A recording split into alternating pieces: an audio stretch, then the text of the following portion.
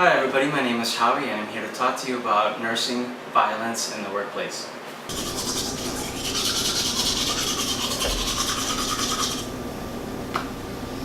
A little bit of background on nursing workplace and violence is that we lose money and time. Money and time in the form of multiple variances such as calling in sick or having to see a therapist, and as well as equipment damage and time lost from either losing personnel, getting fired, or personnel who have been let go, or personnel who quit. Most likely it's the latter. And one of the clinical implications is that we as nurses have to treat patients regardless of how and what their particular personalities are or what they've done in the past. Once they're in our care, it is up to us to provide medical care. So a little bit of information about me. Fun fact, I used to work as a corpsman for the Marine Corps Infantry during the times of war.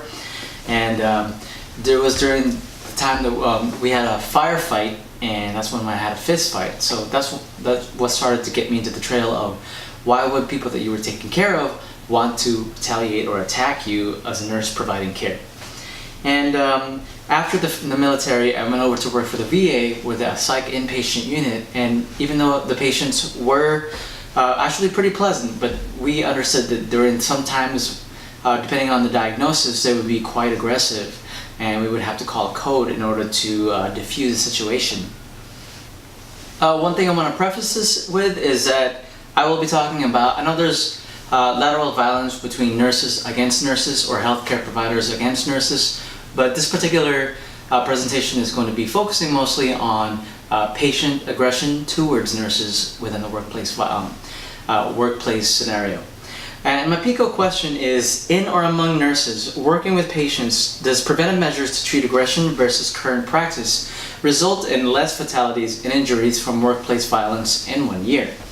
So what I learned from the literature review were some kind of surprising things, and I'll talk to you about what works and what doesn't according to the studies that I've read. Also wanted to know that the most top 3 places where violence against nurses occur is emergency department, the ICU, and the psych inpatient units within that order. A little bit of a background, I started with researching gun violence. I know there's predominantly a lot of exposure in the media with regards to gun violence, particularly in schools and public places, but I wanted to focus particularly on the hospital situation. So I started with gun violence, and I realized, based on the literature, that the perpetrators were primarily male, around 91%, and they were motivated mostly by grudge and suicide. This is in contrast with male perpetrators who would try to attack and shoot and kill people in such as a school scenario or a public situation where there are random victims. In this situation, most of the people who shoot within the hospitals are essentially looking for a primary victim, somebody who's done him or her wrong. And this can be exemplified in the recent events of this year, early 2017, where a doctor who had worked in the Brooklyn hospital was fired and then came back and went to go look and murder the person that had actually fired him.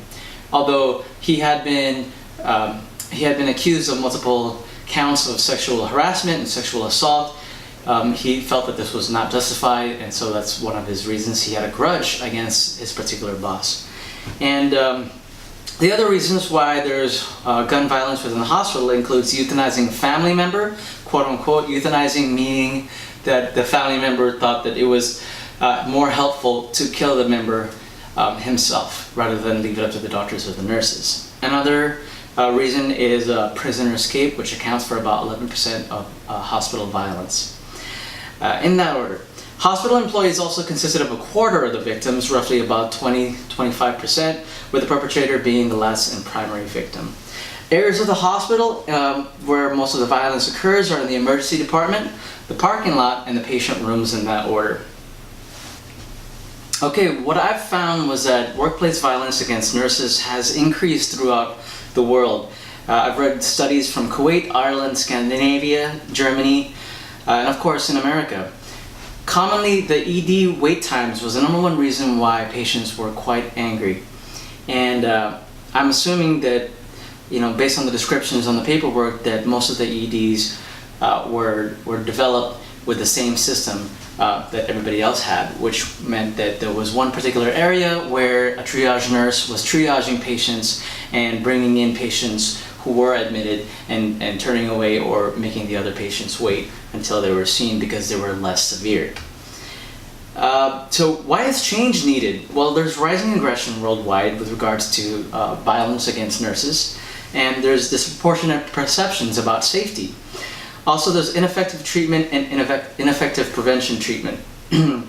Examples of patient aggression was one of the things that the papers had trouble identifying. The definition of violence could be anything from verbal aggression to physical assault. Most of the times, female genders mostly received a lot of the verbal assaults, and male gender nurses were the ones that received the majority of the physical assaults. And so one of the other studies also found that based on qualitative interviews, that patients who had relatives who were well dressed actually turned out to be the ones that were quite aggressive towards their nurses. Also, security personnel had varying degrees of efficacy as far as causing or giving perceptions to nurses about their safety within the emergency department unit or any other unit that they were working on. So it depended on security reaction times to an emergency that was called, where they would try to de-escalate or at least restrain the patient to prevent harm from anybody else.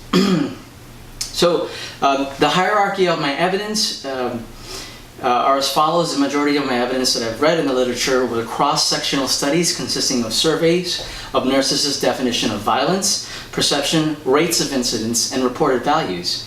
Meta-analysis found that standardization for definition of violence was the majority of the problem of inaccurate rates. One study did a hybrid experimental versus qualitative study with separate cohorts with and without nursing intervention, where the nursing managers addressed the situation and the incidents and either gave a class or some kind of a talk to the nurse who was offended. But the majority, more than half of my papers were level 6 qualitative interviews, convenience sample, with convenience sampling that also use inclusion and exclusion criteria. Many times this involved nurses with greater than 5 years experience who were in the emergency room.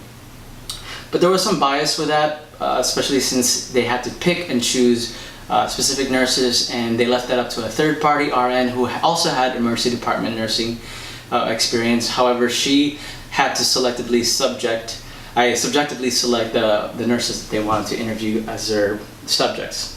Chi-square was used to normalize definitions of violence, specifically in the qualitative papers. So some of the key findings that I found was that nursing managers who attempted to address the situation of violence and aggression in the workplace was largely ineffective, and I'll tell you why. Also, patients weren't the only ones who were aggressive towards nurses. Besides, it was behind the whole scope of my practice to study nurses against other nurses or other healthcare providers towards nurses, directing violence towards them.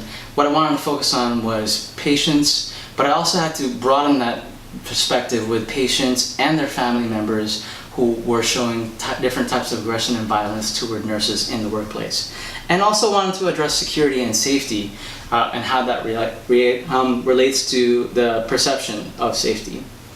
So the first key finding that I found was that training alone is insufficient. If a nursing manager tries to train his or her nursing staff and that's all they do is just give a class, the majority of the studies show in the literature that this is largely ineffective.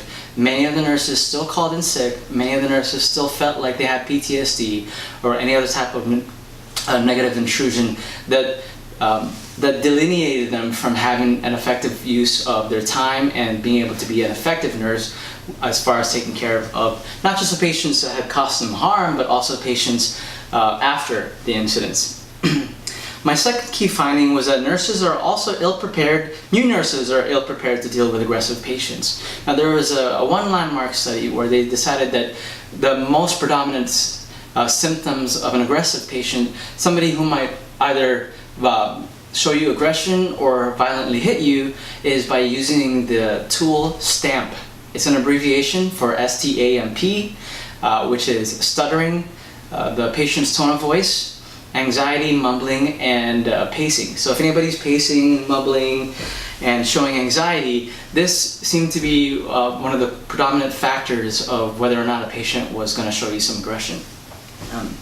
However, that hasn't been standardized completely, and as far as I know, there wasn't any particular scoring way to predict whether or not this patient would actually cause you harm.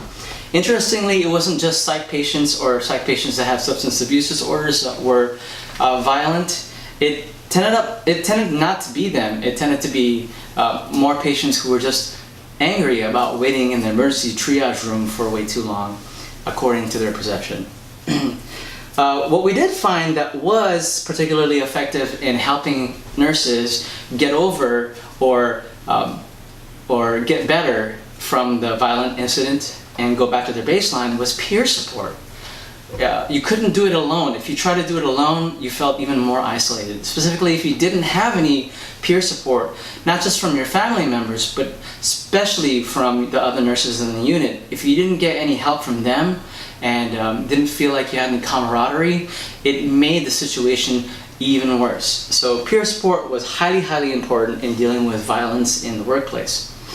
Finally, nurses who thought that the perception of safety was really high because either the security members were very reactive or they felt like they were very safe, ended up to be the least safest nurses because there was a negative correlation there, because a lot of the times the perpetrators who did try to attack staff members in the hospital were able to get the guns and other firearms from the same security personnel that was guarding them.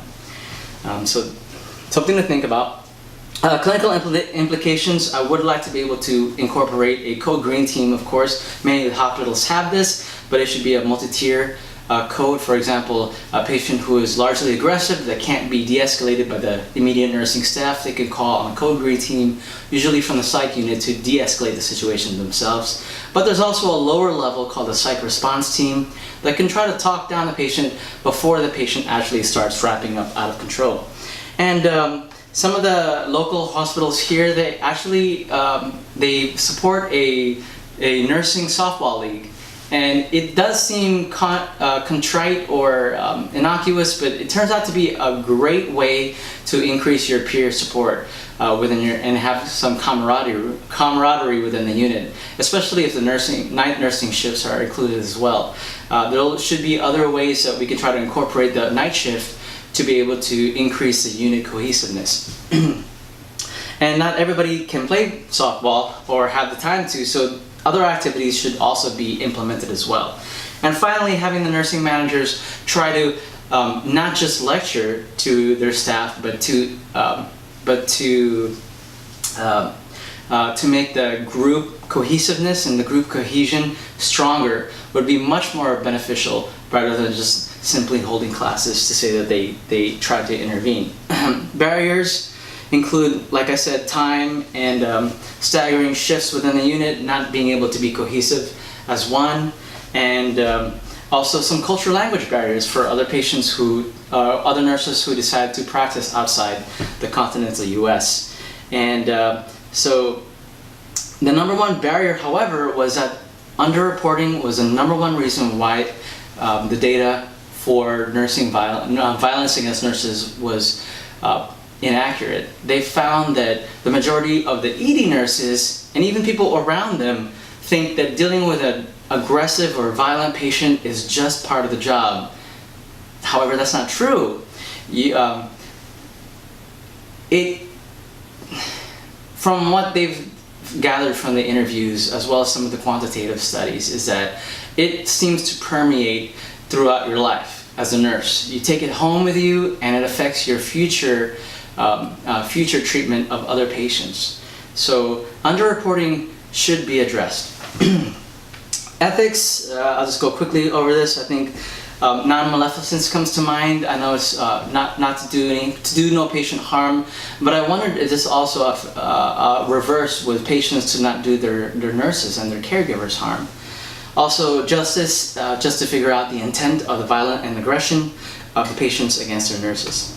Finally, in order to measure outcome, I will look at reporting data and to see if the reporting has increased as far as the averages all throughout the nation, but also all throughout the world, to see if we're between the mean average of how many times a violence occurs within any one particular hospital. And we're going to try to use tools such as anonymous reporting of violence, and definitely focus on making sure that this is a non-punitive activity, that we are not going to punish nurses for reporting violence that happened within the unit, whether it was against them or if it was with another staff. Hopefully this will decrease the rates of the workplace violence, and we'll be able to successfully attribute that to a good confidence of data that this is actually accurate with regards to violence against nurses.